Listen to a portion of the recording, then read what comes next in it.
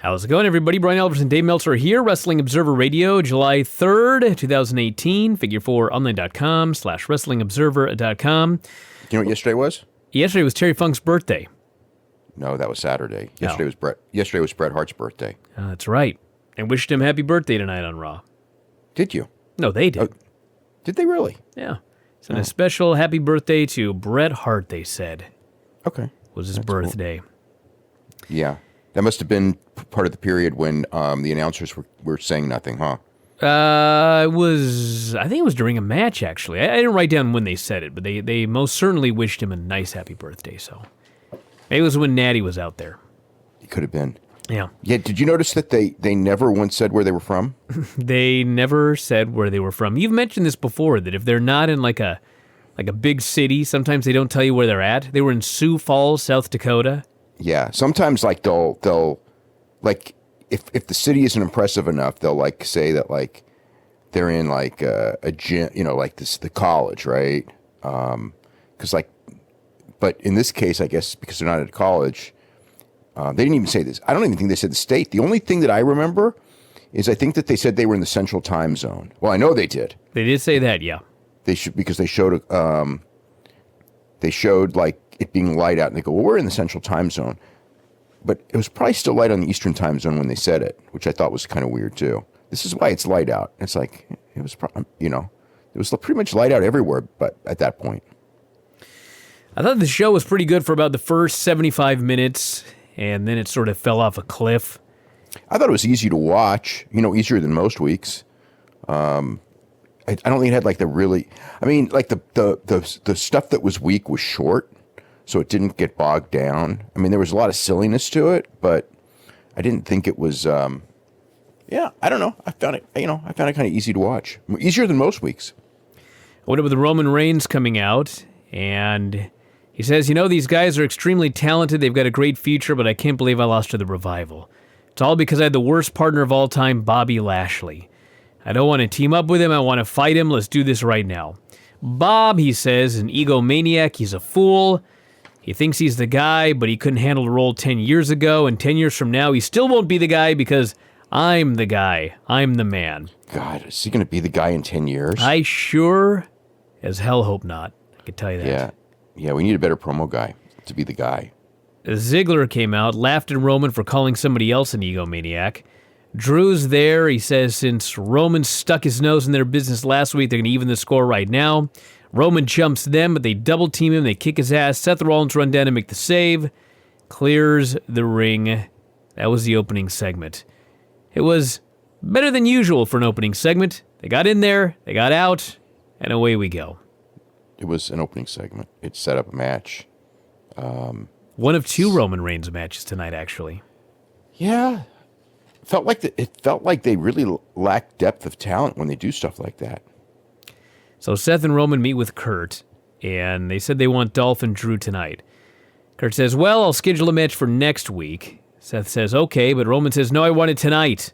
Which was very clever, by the way, because it was designed to get a big pop for Roman for wanting it tonight when Seth didn't care. And Kurt says, listen, you already got a match against the Revival. And Roman says, I don't care, I want these guys. And so Kurt says, okay, which I thought meant no match with the Revival, but what actually it meant was he's wrestling 2 times on one show. Mm-hmm. So there you go. We had Matt Hardy come out. No Bray Wyatt. Bray was in a car accident on Friday, suffered multiple injuries, was in the hospital. He's out now, but not working, and they did not announce when he was going to be back. So do we know anything more on this as of this moment? I don't know. I'll try to find out tomorrow. So Bo and Axel do their spoof. Bo is an amazing Bray Wyatt, unsurprisingly. And yeah, he really was. It was almost scary. They announced that they're going to be facing Matt Hardy tonight. It's actually a singles match. So Matt makes his big comeback. Interestingly enough, he had a flying elbow off the middle rope, so it's no longer exclusive to Bayley, Velveteen, and Kairi Sane. Bo tried to interfere. Matt's distracted long enough for Axel to drop him headfirst at the post. Axel hit his finish for the pin. So the B-team on a roll in storyline, still undefeated. Although it's still hard to take them seriously because they were pushed as geeks for so long. But they're trying. So this is the first time that Axel has won 2 singles matches in a row on Raw in 5 years. Wow. I thought you were going to say ever. I couldn't even believe it's been 5 years. No, remember when he did that run where he beat Triple H and a bunch of other guys all in a row when Triple H was thinking that he was going to be the next big thing? I vaguely remember this. Triple H came in and he decided that was he I don't think Curtis Axel might have still been I don't think it was Michael McGillicuddy anymore, and that he was going to be the next big superstar, and he beat Triple H on a count out and he was beating everybody, and then one day they just decided, well, this isn't working, and I don't think he ever won 2 matches in a row singles after that until this week. How about that? Mm-hmm. Seth and Roman are backstage, and Seth goes, yeah, I've been signed to a 30-minute Iron Man match with Dolph Ziggler at the pay-per-view. And Roman's all depressed, and he goes, man, I don't even have a match on the pay-per-view. How are we supposed to take that seriously? It's like that's like that John Cena stuff now, right? Ridiculous. Yeah. So Lashley, that's cool though. 30-minute Iron Man match. That should be an awesome match. Yeah, they're probably going to have a match. That should be an awesome match. So that means for those of you who think that maybe they're going to get done by 10:30, they're probably not. Not looking good, no. No. Lashley shows up. Seth leaves him alone. Bob says, Roman, I can't believe you called me an egomaniac. You've got 2 matches already tonight. You're a heat magnet. Apart from Seth, nobody likes you. I don't like you either. I'd much rather fight you at Extreme Rules, but we have to team up against a Revival tonight. And Roman says, shut up, Bob. I'm going to start the match. I'm going to finish the match. All you have to do is stand on the apron and flash that phony smile. And Bob says, if they lose, I'm going to hold you responsible. And yes, that's a threat. I thought this segment was really good. It was very good. Yeah, when this segment was over, it was like, Roman Reigns and Bobby Lashley's a new match, and it felt like it meant something. I thought that, like, for Roman Reigns trying to play babyface, I thought that he, maybe, and it's probably by design, but I thought he came off not as a babyface. Maybe they think that doing this will make him a babyface. I don't know. I'm watching this show tonight. Here's my takeaways from this show tonight. There's no way they can think that this is all going to get Roman Reigns cheered. But I can see that they're trying. But, like, it's just, not going to work. Yeah, but I thought that this was like, I think that they maybe did a reverse on this one where it's like, well, if we book him like a baby face, we know it's not going to work. So what we're going to do is we're going to make him this cool, arrogant heel, and then they're going to cheer him. Cool, it sure ain't working right now. Well, I don't think that's going to work either. But because to me, when watching the show, it's like in the thing of who's the baby face, who's justified by their actions. I thought in this program, it's Bobby Lashley all night. Well, Bobby Lashley was Bobby Lashley is very clearly a babyface. I'm not sure what they're trying to do with Roman. I think they're trying to, the way that they did some of that stuff in the tag match, it's like, this is typical WWE stupid babyface. That's what I got out of it. They booked their babyface to be so stupid, and he was so stupid out there. I didn't think it was stupid as much as arrogant, but that's even still the announcer trait. said the guy was stupid. Like, he was being booked to be stupid in that tag match. He refused to tag his partner. I mean, he was an idiot. Well, that's never a good thing. People don't really like to get behind baby faces that are stupid in this or arrogant, but well, sometimes arrogant, depending on how it's done. Well, on that topic, they go to the therapy place. Dude, there's no way Sasha Banks is the babyface here. If anything, they're both heels. I don't know. Therapy thing was like... Sasha shows up. Bayley's already there. They discover they're both meeting with Dr. Shelby at the same time. Okay, so here's the thing. Do they not read the internet at all? I'm sure they read the internet, but... Okay, because WWE had announced a week ago that they were going to therapy together. And then they show up at the therapy place a week later, and neither of them knows the other one's supposed to be there. Well, I think the idea was supposed to be that they were both being sent to therapy, but not necessarily sent together. I thought that it was pretty clear it was together. Well, I think we all figured it was together because that's how they do things, but they never specifically said they would be sent together. They just said they were both going to be going. Okay, so the point is that they should have Why should they have been surprised then? Well, they were surprised they were going to be doing therapy. I think the idea was supposed to be Bayley was sent to therapy, but Sasha was not. So clearly Bayley's going to therapy on her own. Later we find out that they're both going, but Kurt never told Bayley that when Bayley was first sent to therapy. All he said was not on TV, but they said that they were going to be sent, that they were both going to be sent to therapy. Yeah, but they never said together. That's the point. I think they pretty much did. I don't think they did. Yeah. One way or the other, it doesn't matter. They're both there at the same time. They're just bitching at each other. They're both completely unlikable. They go in there, this goofy music is playing, and they're turning this whole thing into stupid comedy. Dr. Shelby says, this is the friend zone. We're going to go through these 7 tenets of friendship. Love, helping, joy, sharing, time, honesty, and respect. And then they cut away. This was the first of several segments. Sucked. Yeah. I watched, like, literally right before the show, I watched Being the Elite. And, and they have, I don't think that they have like 21 writers of Being the Elite. I don't even know how many writers I promise they you have. they don't. Yeah. And I mean, I was cracking up. I mean, they had stuff that if you're not inside, you would laugh at. They had stuff that if you were inside, they would laugh at. For like 20 minutes of, I mean, I'm not saying everything hit, but nothing was close to as bad as this. And this is only like 2 minutes or something total in the whole show, 2 or 3 minutes, right? And they did 20 minutes of comedy, and it's at all different levels and everything, and like I said, but a wrestling comedy is always supposed to be at all different levels. I don't know, man. It was like, it's like they don't do comedy well.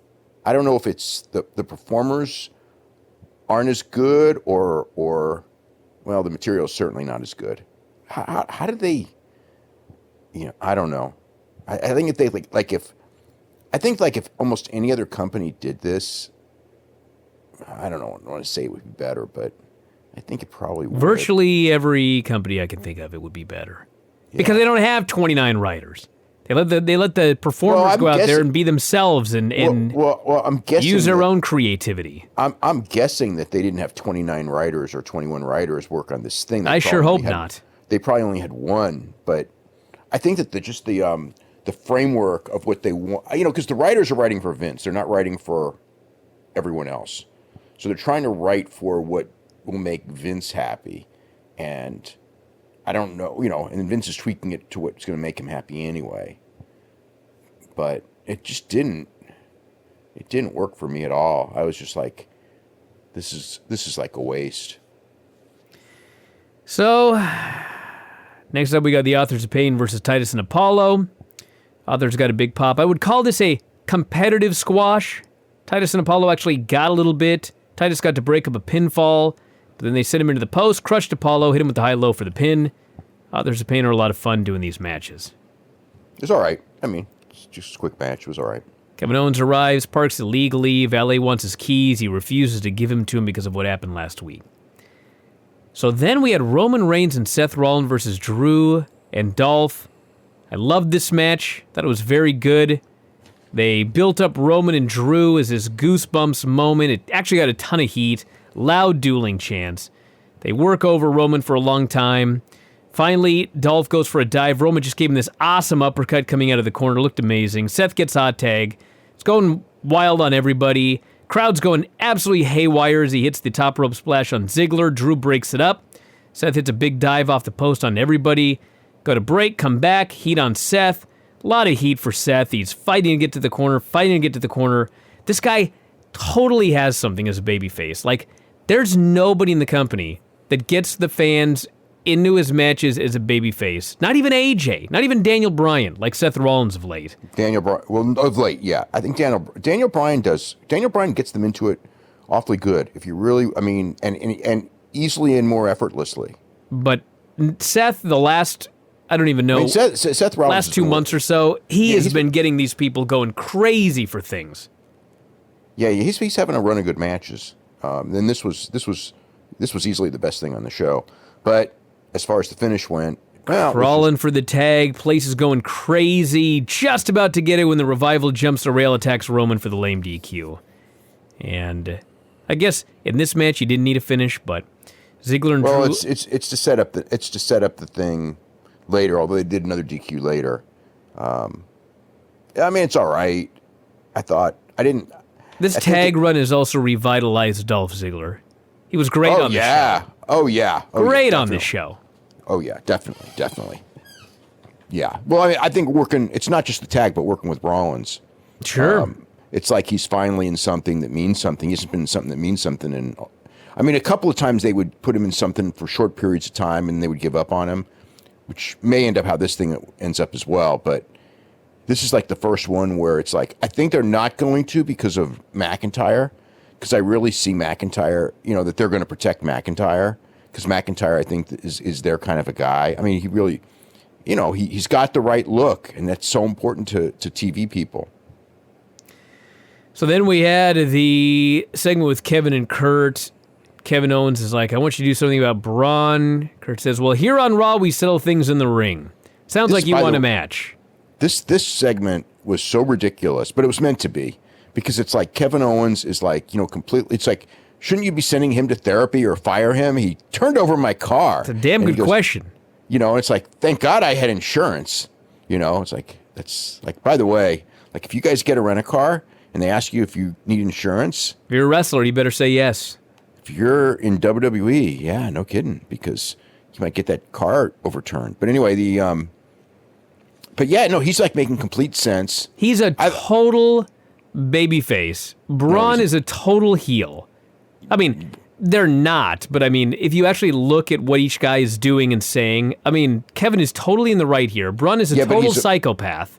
Okay, but the difference is Kevin's a crybaby. Well, he is, yes. So that's why he's the heel. But I thought it was also great when Kevin goes, I can get you tickets to Shania Twain. I just thought that was like, that's like that. Now, that was good inside humor. Yes. Because Kevin Owens was on stage at the Shania Twain concert at the Bell Center in Montreal it was about a couple days ago. So that was playing off of that. So then we had Constable Corbin out. Oh, this segment just sucked in every conceivable way. He's cutting this promo. If your boss chooses you out, if your teacher sends you to detention, if a cop gives you, they're all just trying to help. I was just trying to help Finn Balor. Has a recap of last week. He wants an apology. Finn comes out, says, anyway, there's a stupid line in here about Finn says, I'm sorry, my comments about your vest got you fired from TGI Fridays. I totally gave up on this segment at that point. I was so over it. All you need to know is they got in a fight, and Balor laid him out with a sling blade, and Corbin bailed.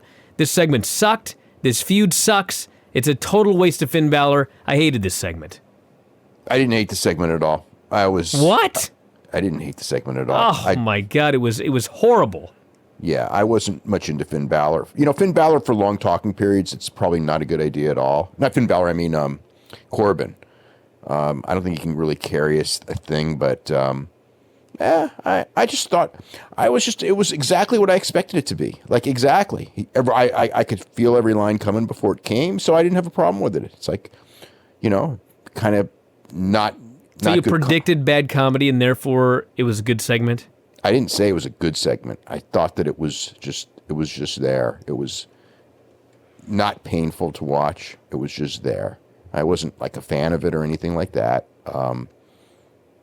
Yeah, it's like, look, they're building up a Finn Balor Corbin match. I was kind of hoping it would be on TV, so it wouldn't be on pay-per-view, but I don't think that we're going to get that luck. Drifter's playing. Liv Morgan and Sarah Logan show up. They knock some things over. Ruby Riott's out with a knee injury, suffered this weekend. MRI tomorrow. And I guess we'll see. She got hurt wrestling Dana Brooke on Friday night. So Friday night's show in Rapid City was a disaster. I'm not saying it was a bad show, but so many people had problems getting into Rapid City, and then Bray Wyatt, crashed his car going to the airport. So, like, the whole card had to be remade, which they ended up going with, like, a Dolph Ziggler, Seth Rollins 2 out of 3 fall match, just so they could, extend the time, essentially. But so they had Dana Brooke and Ruby Riott in a singles match, and they haven't worked together. I don't say at all. They probably have at some point. But whatever it was, Ruby Riott ended up with a knee injury when all was said and done. It wasn't a match they've been doing on a nightly basis because Dana Brooke hasn't even been wrestling that much. Usually she's just in the corner of O'Neal and Apollo. So we have Liv versus Ember Moon. This match was weird. Morgan beat her and beat her and beat her and beat her and beat her 95% of this match. And then Ember just picks her up, throws her in the corner, Eclipse, 1, 2, 3. Yeah. That was it? Yeah, there wasn't much to the match. It was okay. That's fine. It was just weird that... Yeah, the Eclipse is a cool finisher. We had more with Dr. Shelby. Sasha's crying, we've been here for hours, can we go home? Dr. Shelby says, we're going to play Honesty Theater. It could have been hours because this was taped earlier. This was not live. Okay. He says, I'll ask you how you both feel. Okay, now think about this. Okay. They've been there for hours, right? Yep. So we're getting highlights, right? Yes. Okay, so this is like the best of hours? Yeah. Can you imagine what we didn't see? There's a lot of stuff they got to put on Raw, too, so, I mean, they surely would have aired more, but they had time constraints. But this is the highlights? Yeah. Dr. Shelby says, we're going to play Honesty Theater. I'm going to ask you how you feel. You both pretend to be each other when you answer. Sasha goes first. She does the most heelish impersonation of Bayley ever. Bayley then goes, and she's actually less heelish than Sasha, but this makes Sasha very upset. And she gets in Bayley's face. They're screaming at each other. Dr. Shelby finally flips out, and literally they say to be continued. We never see more. That means we're going to have more next week. Awesome. Yeah. Hadn't thought about that, had you? No, I figured we'll probably get it for like 6 So I guess they're going to be in therapy for days on end now. Yeah, I figure we're going to get it for months. It'll Great. never end. They're never going to... Well, I guess they're finally going to have a match at the pay-per-view, so they better. If they don't have a match at this pay-per-view and they drag it out... Got to save it for SummerSlam. Slow build. Slow, horrible build. Sometimes the build makes things worse, and this may be one of those cases. So we have Dash and Dawson versus Roman and Lashley. Second time Roman's been out. Every time you bring a guy out twice on one show, it's less of a reaction. So, as promised, he wants to start, he wants to finish, so he gets in there, and he refuses to tag. And he has an opportunity here, he has an opportunity there, he will not tag. Finally, he fires up, and instead of tagging, he makes his own comeback. Lashley's had enough. He hits the ring to destroy both guys, gets back on the apron, demands a tag. Roman refuses to give it to him. So then, like the stupidest two wrestlers in the world, the Revival then double teams Roman and they get themselves DQ'd. And then, to prove how stupid they were, after getting DQ'd, they hit him and lay him out with the Shatter Machine. So they could have beaten Roman Reigns, but instead they just double teamed him and got themselves DQ'd. Bob walks out on him. Roman's laying there in the ring like an absolute idiot because he wouldn't tag his partner and he got killed. And they just keep the camera on him forever. We're supposed to have sympathy for the guy, I guess. Or maybe we're not. I don't even know. Fans are chanting one more time for the Shatter Machine. They're so smitten by Roman Reigns and his performance. Yeah. We'll see. We'll see. Kevin's demanding Kurt cancel the match with Braun. Talks about the Shania Twain tickets here. Kurt says, no, we're getting this match. And Kevin says, fine, you don't deserve these tickets anyway. Kevin agreed to babysit his kids. That's right. He could go out on a date with his wife. And to Shania Twain. To Shania Twain, yeah. And Kurt evidently wasn't a big enough Shania Twain fan. You know, Kevin Owens is so good at some of this stuff that it probably would have been a pretty decent segment, him babysitting Kurt Angle's kids. Actually, that would have been really good. Instead, we get Bayley and Sasha in therapy, and Kurt's not going to Shania Twain. You know what they should have done is have Kevin Owens in therapy, and like in his therapy, all he's doing is making sense, but everyone around thinks that he's the crazy one. Sure. You know, like he goes in there and just goes, this guy overturned my car, this guy, like, you know, tried to murder Brock Lesnar and all this. And of course, the therapist thinks he's crazy. And the therapist just, yeah, exactly. The therapist just thinks that, like... this stuff could never happen. No, it probably thinks it could happen, but Kevin's the bad guy. It should be like Kevin does nothing wrong. He's actually right on everything, but everyone in the world thinks he's the bad guy. That's where we are, basically. Yeah. Mojo Rawley, No Way Jose third straight week, I believe. Mojo again says no match. I sacrifice so much to get these opportunities, and what do you do with your opportunity? You dance. Mojo should be bringing this up to Kurt Angle if he's going to be coming out here every week and not wrestling. No Way goes after him. Mojo beats him up. Absolutely murders a Rosebud. He throws this dude over the steps. Guy takes a brutal bump, and then he kills him with a pounce into the barricade. Okay, so now, how come he can get out of matches like anytime he wants, but Kevin can't? Kurt's clearly not paying attention to No Way Jose versus Mojo Rawley. Yeah, because it's like Mojo just, I'm not going to wrestle, and then he doesn't wrestle. Yeah. Why doesn't Owens just go? Well, Owens did walk out, but why doesn't Owens just go, I'm not going to wrestle? He doesn't deserve it. I mean, we got to presume, I guess, that Kurt and Kevin are still arguing backstage as this match is going on. Kurt's distracted. Okay. Anyway. 2 weeks in a row? Yeah. We'd have to check, but the Kurt Angle thing was right before this one, so. Anyway, then he gives him a choke slam onto the edge of the ring apron for good measure. Maybe he was calling up his wife to see if she wanted tickets and then go, I didn't get him. Didn't get him, that's right. Yeah. So anyway, that choke slam on the apron didn't look comfortable, but... No, it didn't. That thing right on the ring frame, you kidding me? Not good. Let's see, I'm going back into last week's report. In fact, Mojo Rawley No Way Jose last week did in fact also follow a Kurt Angle Kevin Owens segment. So both weeks, Kurt Angle has been distracted by Kevin Owens when Mojo's not wrestling. Okay. Look at that. Mm-hmm. All right, so anyway. You honestly believe that this no, is like leading to something? Of course not. Every week it's going to be scheduled, and then like at the end, they're going to go back and they're going to go like this long thing, and it's just like, you distracted me every time, and finally, like, this week comes and it's like, Mojo, you're going to have to wrestle him because I'm actually paying attention. Yeah, somebody's going to have to come up and say, Kurt, you realize this guy's haven't wrestled for 4 weeks now? And it's like, well, this is the time when I'm always arguing with Kevin Owens. Exactly. Okay. Yeah, that's just trying to make happening. sense of this for everybody. This is not happening. We had the Ronda Rousey segment where she announced that she is suspended from Raw, but she is not suspended from Extreme Rules, and so she will be buying a ticket. It will be a front row ticket. Don't even think about it too much. How does that even begin to make sense? I mean, it's fine. Here's the thing. Here's the problem with it. Well, at least he didn't say she was suspended from Raw. He said she was suspended. Now she's claiming I'm suspended from Raw, but not Extreme Rules. But she's not showing up there as a performer. She has to buy a ticket. So why did she just buy a ticket from Raw? She's suspended from even buying a ticket to the show? Yeah, we've never gotten that. It's ridiculous. Yeah, plus I think she's being advertised on Raw for next week. Oh, we'll have to see what happens there. Not on TV, but in the local market. She can come out afterwards. What happens off TV did never happen. You know this. No, but they're pushing. Well, I mean, I suppose they could do that, but. Lex and Mickey come out. Nia's out on stage. Says 2 months ago, I beat you for the title. I thought I was finished with you. I was wrong. At Backlash, I squashed her. I thought it was over. I was wrong. It's going to end at Extreme Rules, because at Extreme Rules, we will be wrestling in an Extreme Rules match. That's nice. Yeah. So it's Mickey versus Nia with Natty in the corner. This was just...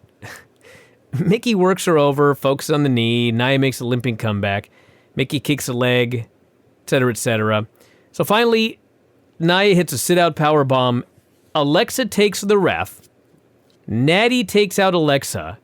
Nia is distracted. But, surprise! She turns around, she grabs Mickey, Samoan drop for the pin. I have no idea why they bothered with interference. I guess to surprise us. Just to make use of the fact that they're both there. Well, there you go. I mean, it's like they would have nothing to do if they didn't do that. God forbid they have nothing to do in this match. Yeah. Well, do you really think that you want to put Nia Jackson in a long match like that with without smoke and mirrors on the outside? But they didn't do smoke and mirrors until the last 1% of the match. Well, they did it. That was the finish. Kevin Owens is trying to find inner peace with Jinder. Charlie says, you appear shaken up. He says, I'm not shaken up. I'm thrilled to be facing this guy tonight. He's going to show the world how you destroy a monster. Lashley, by running away from him? Yep. Lashley promo. Angle is confirmed he'll be facing Roman at the pay-per-view. Bob says, listen, this guy said I was an egomaniac. I was the fool. Well, I enjoyed watching him get what he asked for in that tag match. I can't wait for the show. Roman made a name for himself while I was gone, but it was because I was gone. His yard would have been a concrete patch in a trailer park if I'd been here. Not quite sure what that part meant, but... I think it might be a saying or something. Sure. And finally, Kevin Owens, Braun Strowman. Kevin comes out, runs for his life. Ref counts him out. Braun waits patiently for the count out, then runs after the guy. Literally, he's outside looking for him, and the fans already know what's going on because they've been watching WWE long enough. They start chanting porta potty. And in fact, there's Kevin Owens in the porta potty. No, he went in. They saw him go in. Oh, I missed him going in. Well, no, they saw him. No. He went in, and then Strowman comes out. I see. And Strowman is looking around, and then they're chanting it, and Strowman can hear them chanting it, so he figures it out, and he tapes it. Great sense of hearing right there. It's crazy. I could hear it. Well, you could because they mic the arena, but he's outside the arena. But they were chanting loud. Don't think they were chanting that loud, but they were. Look, the cameras were out of the arena. Okay, everything was out of the arena. We could still hear the chant of porta potty. Yeah, because you can hear the announcers. You're hearing what's going into their mics in the arena.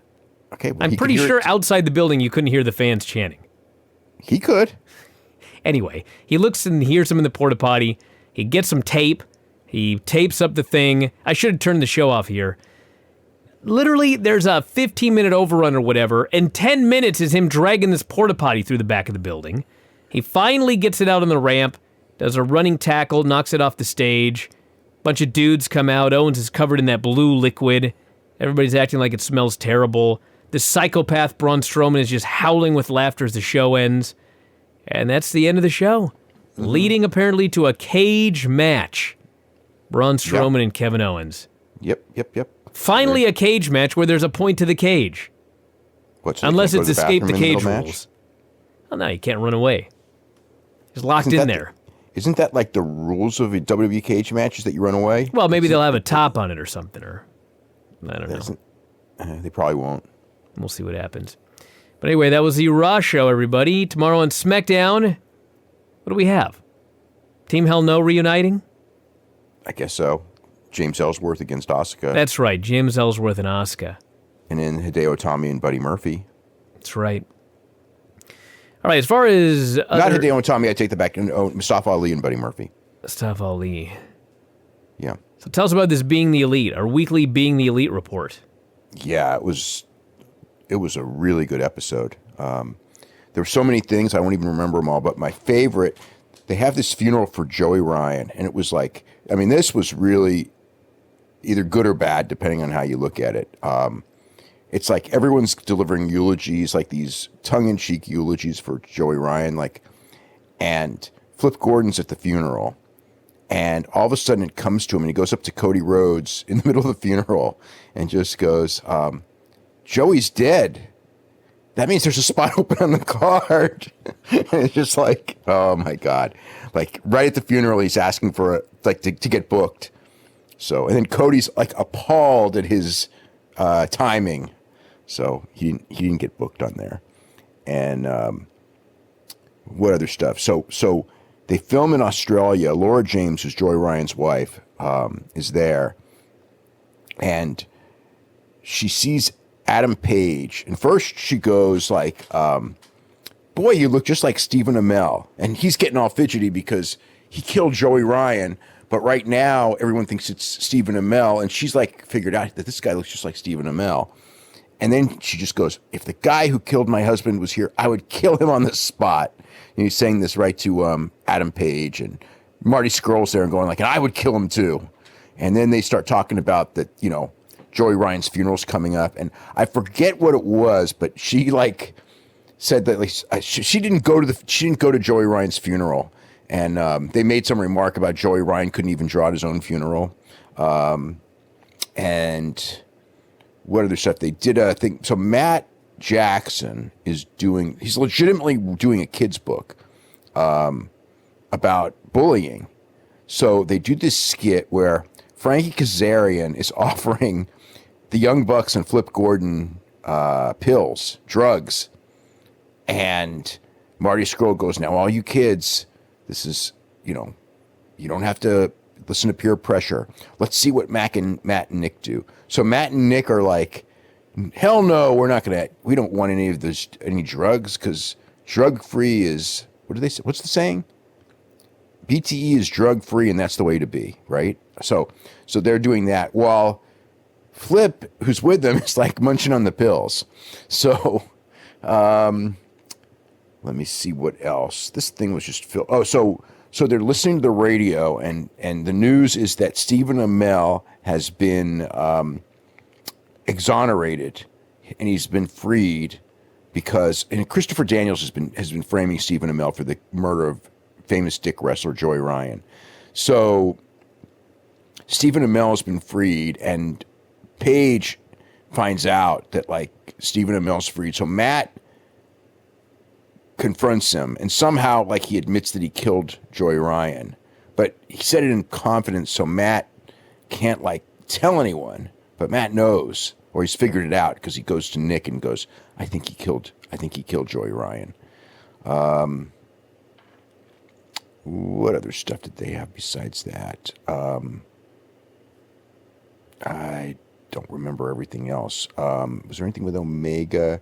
Cody cut a promo on the Omega match. Oh, Cody was going like, he was getting mad at the Young Bucks because he thinks that they're going to WWE at the beginning of the next year when their contract's up. And they're going to leave him. They're going to leave him. I know it because you're going to be wrestling the New Day.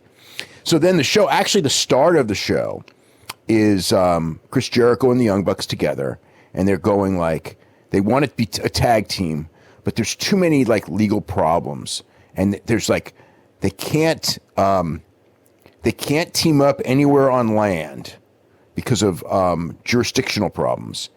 He goes like, we probably could team in space, except you can't have a match in space. So what can we do? And then there's like this sound of like water, because they're building up to them doing a 6-man tag match at the Jericho Cruise, obviously. And then Jericho gave them Alpha Club shirts. So now they're both in Bullet Club and Alpha Club, which I think is kind of like, isn't that like not fair or something? Not these days in wrestling. You can work anywhere. They're probably gonna shut that down soon again. But the one thing, so then they're talking about the T-shirts, and Jericho, in all this, when he's talking about the T-shirts, is going like, that these aren't those cheaply made WWE T-shirts, which I thought was like interesting that he said that, or like that these T-shirts are like high quality T-shirts. So there was that, and so the end of the show, so everyone's doing this tongue in cheek eulogy for Joey Ryan, and at the end, Adam Page comes in, and nobody expects him at the funeral, and he does this moving thing about how Joey Ryan's his hero, and even though the he made him drink piss and all this, that he does this thing, and then he leaves the funeral, and some guy comes in and goes, you didn't kill Joey Ryan, but I did. And it's like, so I guess that's the mystery, and it ends. So evidently he didn't kill Joey Ryan, somebody else did. Oh man. But the thing is Joey Ryan is still alive. Well, this is definitely a mystery. Yeah.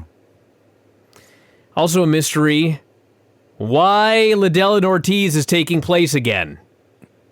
Oh, Oscar De La Hoya wants to get into the MMA world, so he's going to promote a show, and they're going to do a fight, and the claim is that all the revenue is going to be split like 3 ways, where Oscar will get 40% as the promoter, since he's putting up all the money, and Liddell and Tito will get 30%. And Tito is thinking that they're going to do 500, 700,000 buys. He's thinking this. And they're going to share in the money and all that. And Chuck agreed to it. I mean, there's no date and place, but I think they're looking at Los Angeles in the fall is the idea. And they announced the fight's happening, that they both agreed to the fight. So it looks like it's going to happen. I hate the idea of Liddell fighting. It's been The last time Chuck Liddell won a fight was 10 and a half years ago.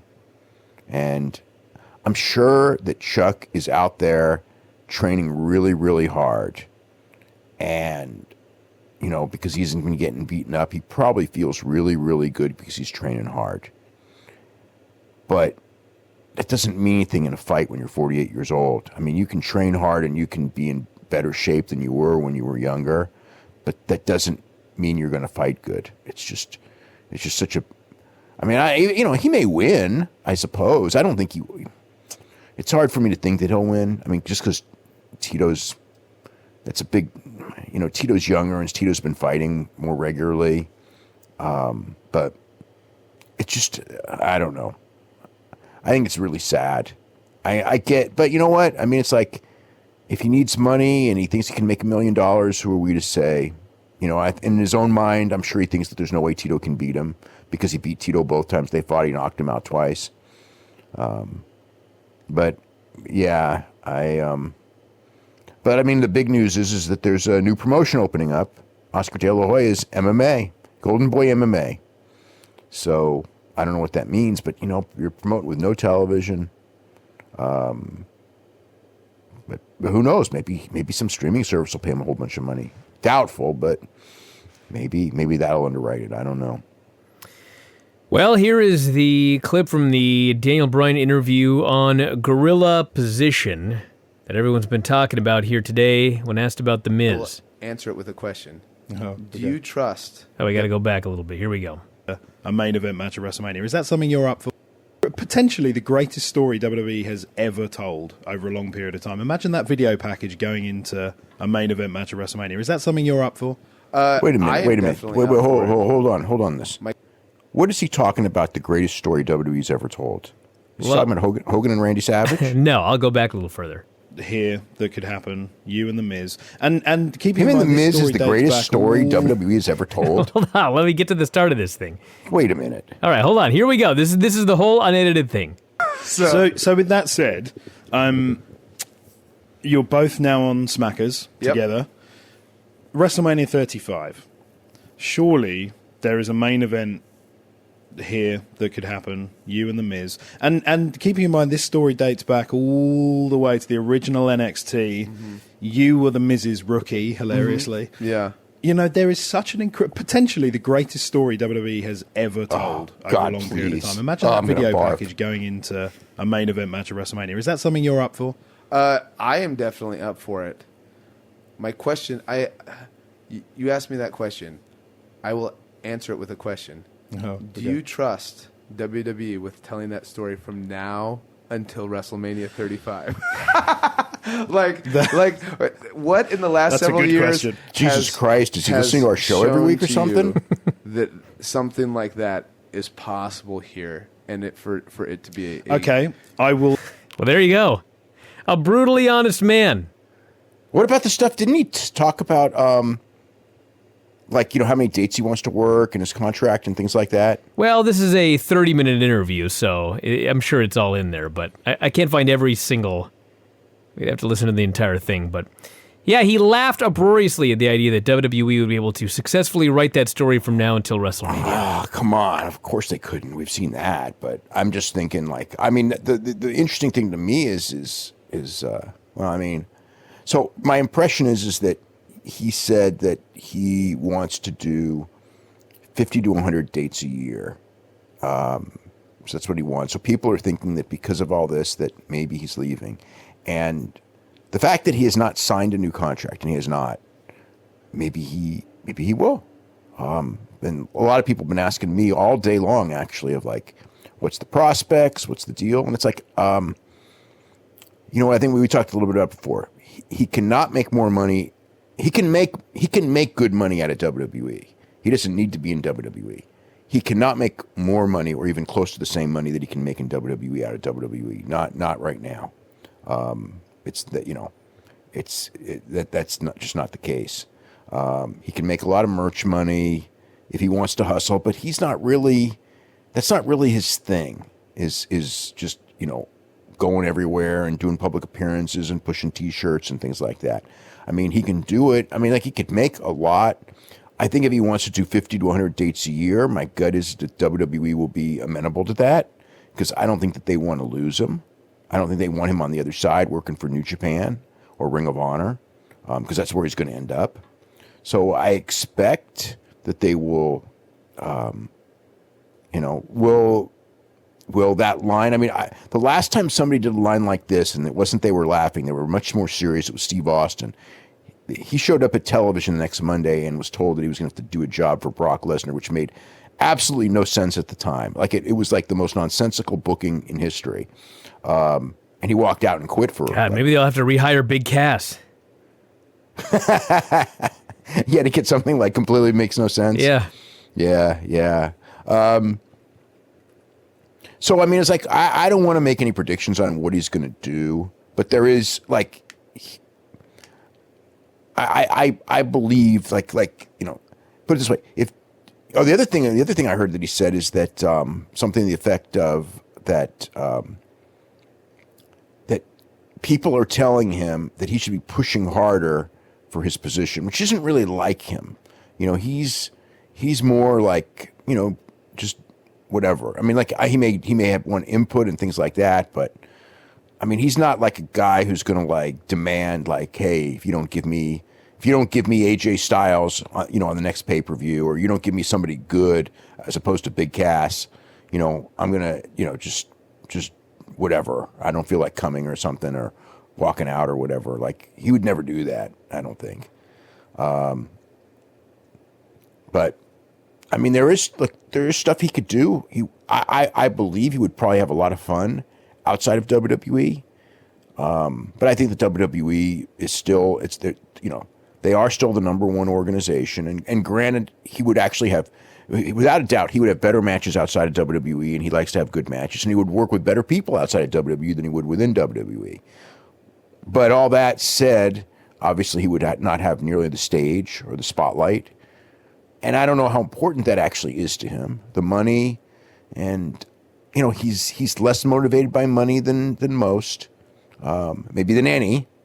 So that makes it, but, well, we'll see what happens. I don't know what he's going to do, but, if I'm a betting man, I think he's staying. If it was anyone but him or Cody, but Cody Rhodes' situation was so completely different. Cody Rhodes believed that he was better than they believed he was, and that was like his whole motivation was to go out there and prove it, and he was willing to take that risk. I mean, Daniel Bryan would be 100% willing to take the risk, but he's not, being, I mean, could he be used better than he's being used now? A little bit, but he is being used as one of the top guys, and the people react to him as a top guy, and they don't need to rush him into the championship picture. I mean, the Cass thing was what it was. I don't know if that was like the best idea, but he did win the feud, and he did get 2 submission wins. It's not like he lost a bunch of matches and then Cass left. Then it would be a completely different situation. But we'll see. We'll see how.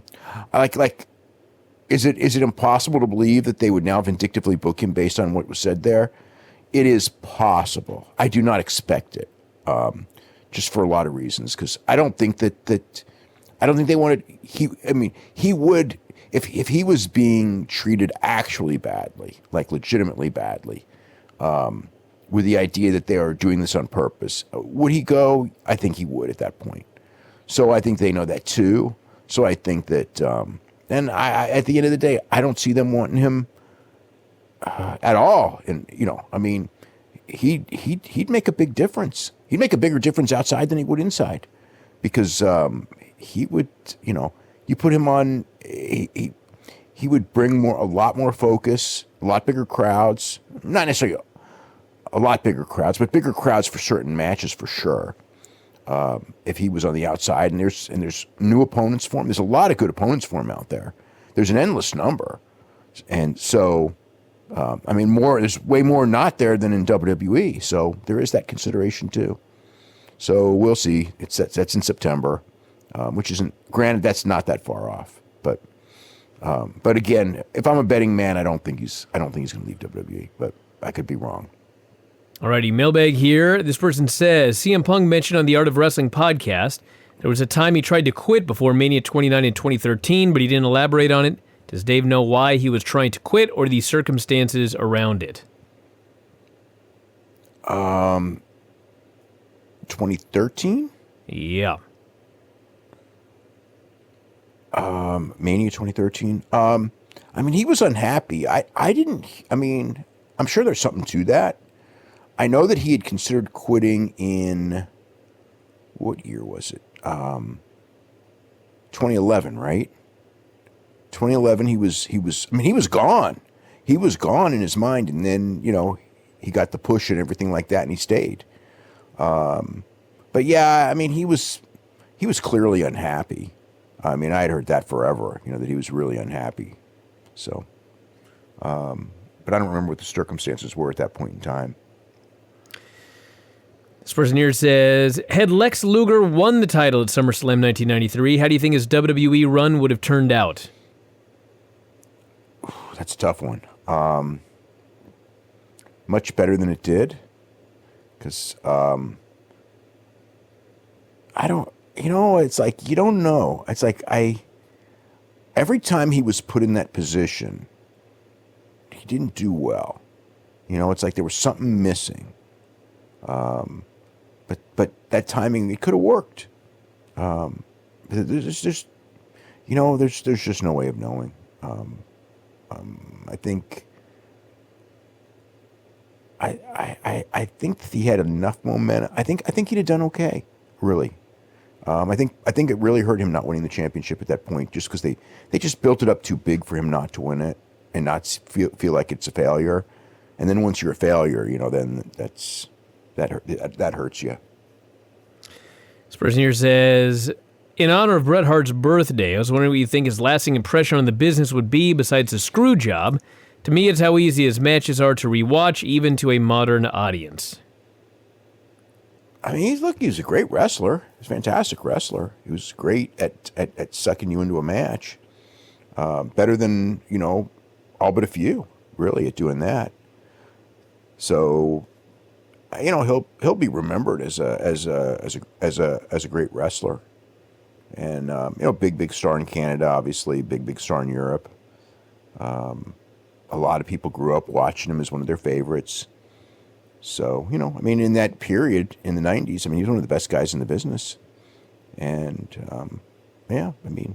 his matches do look really good now, which a lot of guys who were great back then, their matches look off because they're doing different style.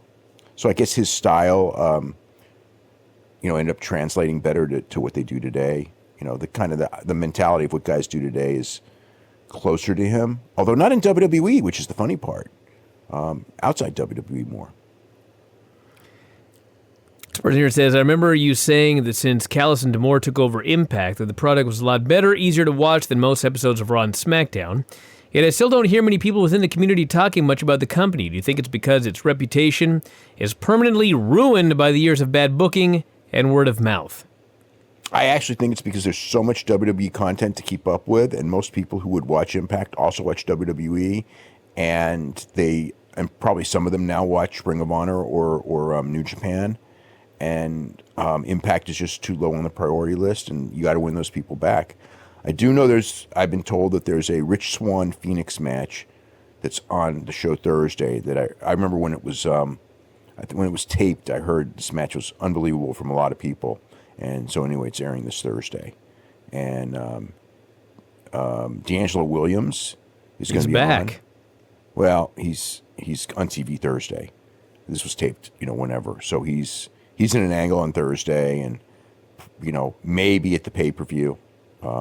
It's not 100% that he will be, but they would like him to be. It would be if he is, it would not be wrestling. I don't know if he's going to do another match or not. He said he would never wrestle again after that first match. This person here wants to know where Sheamus and Cesaro have been. They're around every week. They have no program on TV because they just don't have a program. But they're working with the New Day at pretty much all the house shows.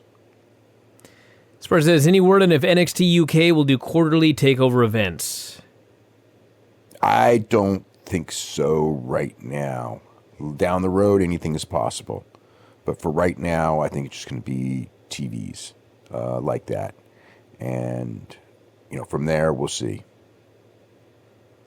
This person here says, actually, we're getting into yesterday's questions now. So I'll do one more. Actually, this is a big one. Any word on Brock and USADA? Nope. No word. So I will go with the idea right now that he's not going to UFC, even though they're going to use it as leverage. But, he could... Well, one thing here that I was thinking about the other day. Am I wrong, or was it the last year or two, Cormier didn't want to fight around Christmas because he wanted the holidays home with his family? He may have done that one year, yeah. Because if he has it in his mind that he doesn't want to fight by the end of this year, like if he wins, if he beats Stipe and Brock's going to get the winner, like he's not going to want to fight over Christmas, so what's the point of getting into USADA now? No. Cormier this year does, because Cormier wants 2 more fights after the Stipe fight because he wants to retire by March. So he absolutely would want to fight in December. The thing is that from Brock's standpoint, the guy Brock, I mean, he's been offered the winner for the championship, but the fight Brock wants is John Jones. Well, and that whole thing, will be entering the pool for 3 years. Yeah, I mean that's the problem, because Brock's into the idea of a giant payday, and he'll get a really good payday against Cormier or Stipe. But the problem with that is if either of those guys beat him badly, and I think Stipe would beat him badly, DC I think would beat him, but I don't know how badly. It ruins him for John Jones. So he may be thinking in his mind that I don't want that fight. So maybe that's, you don't know. I mean, Brock is, for a guy who is never considered, people never talk about Brock as being this really smart guy. But when it comes to business, I don't know what it is. I don't know if it's instinct or good advice or he's just a really smart guy. But he sure made a hell of a lot of money and always keeps himself in a position of being in complete control of his destiny. And, it may very well be one of those things where, we're all talking about Stipe and Cormier as an opponent, but for him, I mean, the big money opponent, he'll make more money with John Jones than he will going for the championship.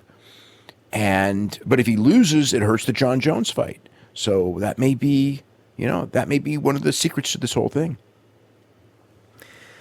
All right, everybody, on that note, we're going to wrap it up for the day. The new back issue of The Observer is up on the front page right now. Dave and I will be back on the 4th of July with another show, and other shows up on the front page. Lots of great stuff, so check it out, and that is it. We will talk to you again after a while.